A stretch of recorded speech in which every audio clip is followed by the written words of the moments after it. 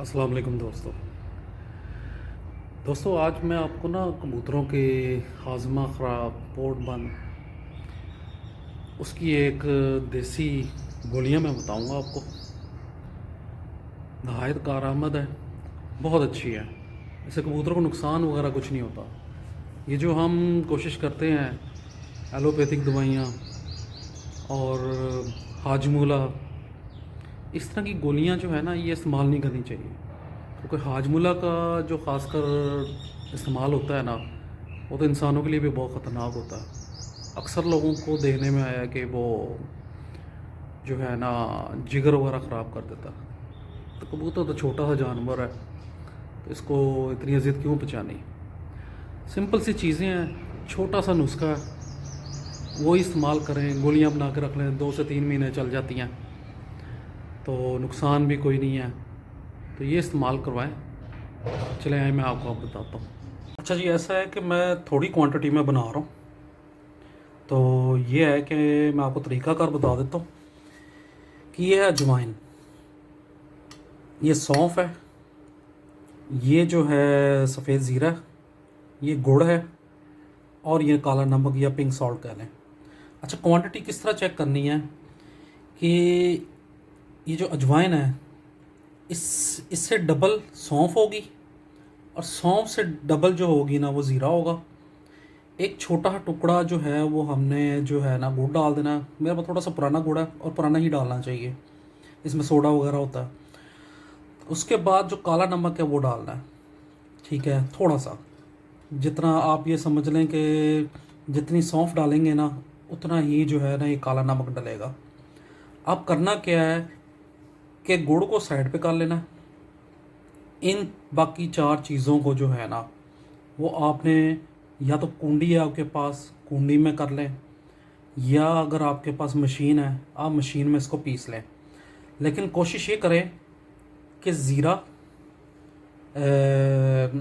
سونف اور اجوائن، اس کو آپ توے پہ، فرائی پان پہ تھوڑا سا ہیٹ دے لیں.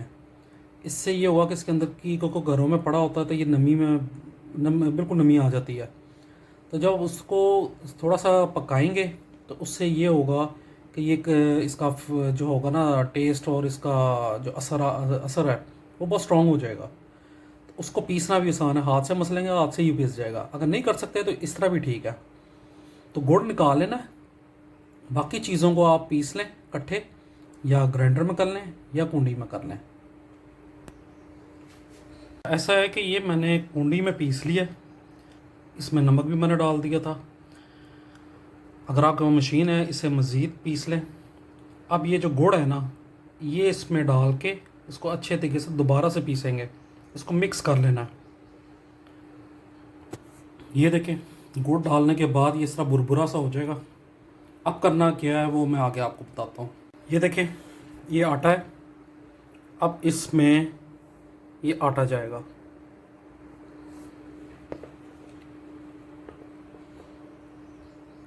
یہ جتنا آپ نے وہ پیسا ہوا مکسچر ہے اس سے تھوڑا سا کم آٹا ڈلے گا.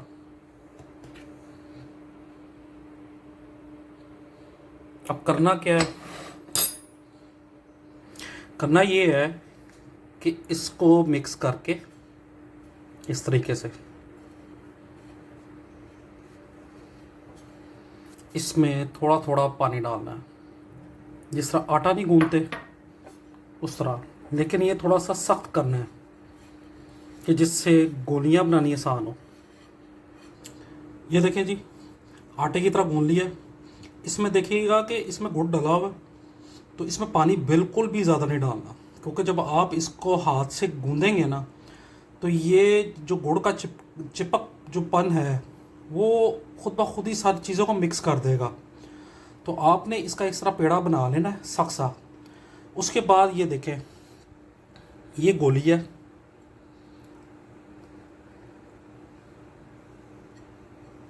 اس طرح یہ گولی بنا لینی ہے. راؤنڈ شیپ میں بنانی ہے، راؤنڈ شیپ میں بنا لیں. ایک چھوٹی سی مطلب چنے کی گولی ہوتی ہے چنا جتنا ہوتا ہے اتنی گولی بنا لینی ہے. اس طرح ہم نے چھوٹی چھوٹی گولیاں بنا لینی ہیں، اور اس کو سکھانے کے لیے ہمیں سائے میں ہی رکھنا ہے. اور جب یہ بن جائیں گی تو نیچے آٹا کچا ڈال کے نا تو وہ اس میں ذرا تھوڑا سا مکس کر کے پھر اس کو خشک کر لیجیے گا، اور بعد میں جھاڑ کے جب سوکھ جائیں گی، یہ ایک آدھے دن میں ہی سوکھ جائیں گی، تو جب سوکھ جائیں تو کسی جار میں ڈال دیجیے گا۔